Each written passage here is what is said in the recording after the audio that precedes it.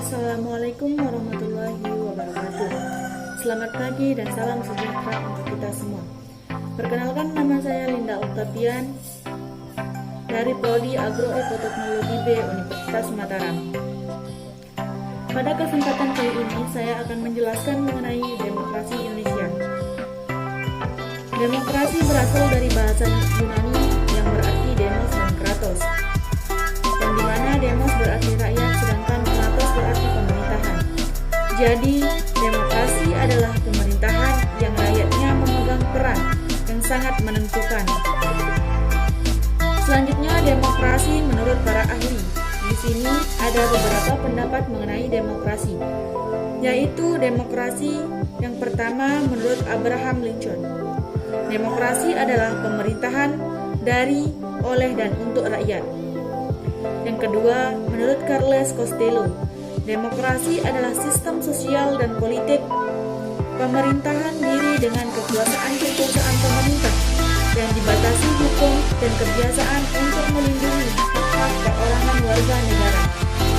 Yang ketiga, menurut Koichiro Borgo Pranoto, demokrasi adalah negara yang pemerintahannya dipegang oleh rakyat. Hal ini berarti suatu sistem di mana rakyat diikut sertakan dalam pemerintahan negara. Yang terakhir, menurut Harris Such, demokrasi adalah pemerintahan rakyat karena itu kekuasaan melekat pada rakyat. Menurut Mas'ud 1997, demokrasi yaitu partisipasi politik, yang dimana yang pertama harus mengikuti pemilu, yang kedua hadir dalam rapat selama 5 tahun terakhir, ikut kampanye pemilu, menjadi anggota parpol dan ormas, dan yang terakhir komunikasi langsung dengan pejabat pemerintahan. Selanjutnya, manfaat demokrasi. Manfaat demokrasi yang pertama yaitu kesetaraan sebagai warga negara, yang kedua memenuhi kebutuhan umum, yang ketiga pluralisme dan kompromi, keempat menjamin hak-hak dasar, dan yang terakhir pembaruan kehidupan sosial. Selanjutnya, mengenai ciri-ciri kepribadian demokrasi. Yang pertama, menerima orang lain, yang kedua terbuka terhadap pengalaman dan ide-ide baru, yang ketiga bertanggung jawab, yang keempat waspada terhadap kekuasaan, yang kelima toleransi terhadap perbedaan-perbedaan, yang keenam emosi-emosinya terkontrol, dan yang terakhir menaruh kepercayaan terhadap lingkungan. Selanjutnya, ciri-ciri demokrasi. Ciri yang pertama yaitu memungkinkan adanya pergantian pemerintah secara berkala. Selanjutnya, anggota masyarakat memiliki kesempatan yang sama menempati kedudukan dalam pemerintahan untuk masa jabatan tertentu.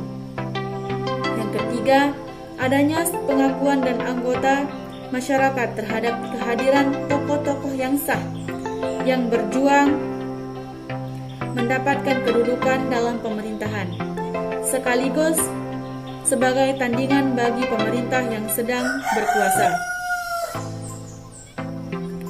Yang keempat, dilakukan pemilihan lain untuk memilih pejabat-pejabat pemerintahan tertentu yang diharapkan dapat mewakili kepentingan rakyat tertentu.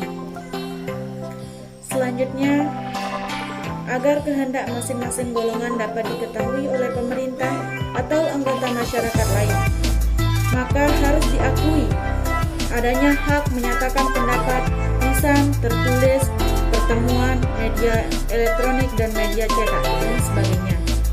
Selanjutnya, pengakuan terhadap anggota masyarakat yang tidak diikut serta dalam pemilihan umum.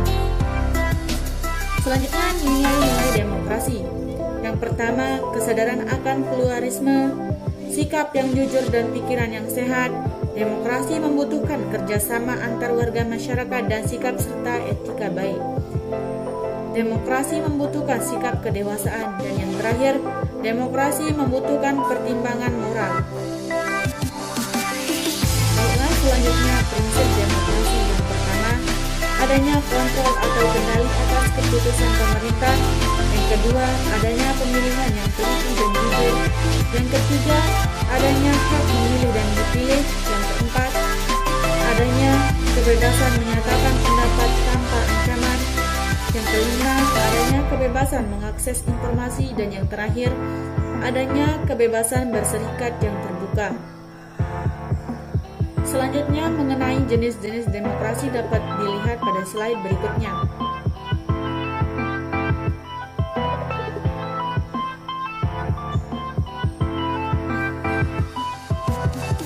Dan yang terakhir, pelaksanaan sistem demokrasi di Indonesia.